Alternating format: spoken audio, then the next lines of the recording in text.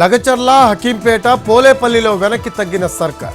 ఆయా ప్రాంతాల్లో pharma company నిర్ణయాన్ని వెనక్కి తీసుకున్న ప్రభుత్వం. ఇండస్ట్రియల్ పార్క్ పేరుతో కొత్త నోటిఫికేషన్ విడుదల చేయనున్న గవర్నమెంట్.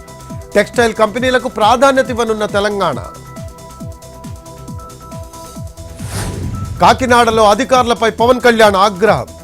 ప్రభుత్వం సీరియస్గా ఉన్న క్షేత్రస్థాయిలో పరిస్థితులు అలా లేవన్న డిప్యూటీ సీఎం. పోర్టుకు రేషన్ బియ్యం వస్తూ ఉంటే పోలీస్ డిపార్ట్మెంట్ ఏం చేస్తుందని ప్రశ్నలు. స్వయంగా మంత్రి వచ్చి చెప్పినా సీరియస్నెస్ లేదని ఫైర్. కాకినాడ పర్యటనకు వెళ్తూ పిఠాపురం వద్ద ఆగిన పవన్ కళ్యాణ్. బైపాస్ రోడ్డులో అగ్రహారం వాసులను పలకరించిన డిప్యూటీ సీఎం. పట్టాభూముల్లో నివాసముంటున్న తమను ఖాళీ చేయమంటున్నారని ఫిర్యాదు. ఆక్రమణల పేరుతో అర్ధాంతరంగా ఖాళీ చేయిస్తున్నారని ఆగ్రహం. బాధితులకు న్యాయం చేస్తానని హామీ ఇచ్చిన పవన్ కళ్యాణ్.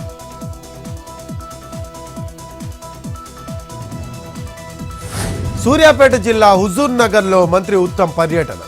జూనియర్, డిగ్రీ కళాశాలలను అప్పటి ప్రభుత్వం, ఎమ్మెల్యే నిర్లక్ష్యం చేశారని విమర్శలు. కాలేజీని తానే అభివృద్ధి చేస్తానని విద్యార్థులకు హామీ. అధ్యాపకులు అడ్మిషన్లు పెంచేందుకు కృషి చేయాలని సూచన.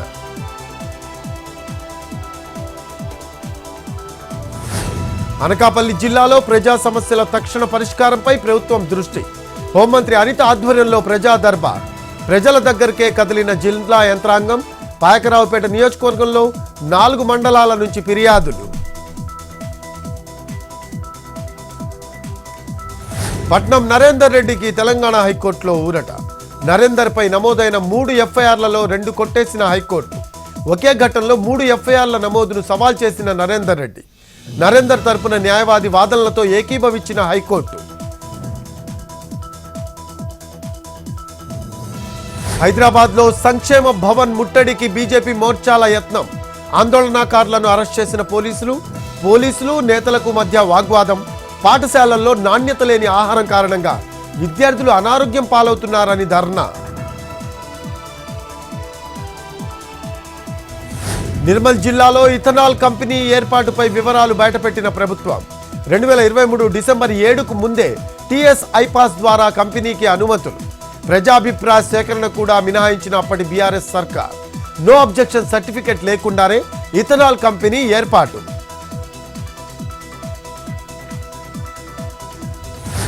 ఫోన్ ట్యాపింగ్ కేసులో కీలక పరిణామం. రాజకీయ శరణార్థిగా గుర్తించాలని అమెరికా ప్రభుత్వానికి ప్రభాకర్ రావు వినతి. తనను ప్రభుత్వం ఇబ్బంది పెడుతుంది అంటూ మొర. తెలంగాణ ప్రభుత్వంలో కీలక స్థానంలో పనిచేశానని పేర్కొన్న ప్రభాకర్ రావు.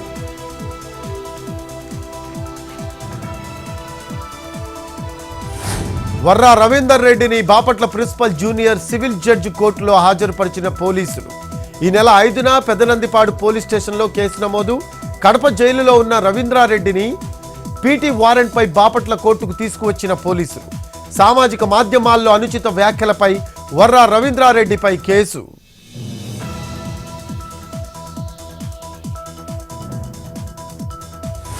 కర్నూలు జిల్లా ఎమ్మిగనూరు మున్సిపల్ కౌన్సిల్ రసాభస. గత సమావేశంలో టీడీపీ కౌన్సిలర్లు చైర్మన్ను అసభ్య పదజాలంతో దూషించారని వైసీపీ ఆరోపణ. చైర్మన్ పోడియం ముందు బైఠాయించిన వైసీపీ, టీడీపీ కౌన్సిలర్లు. ఇరు వర్గాల పోటాపోటీ నినాదాలతో సభలో గందరగోళం.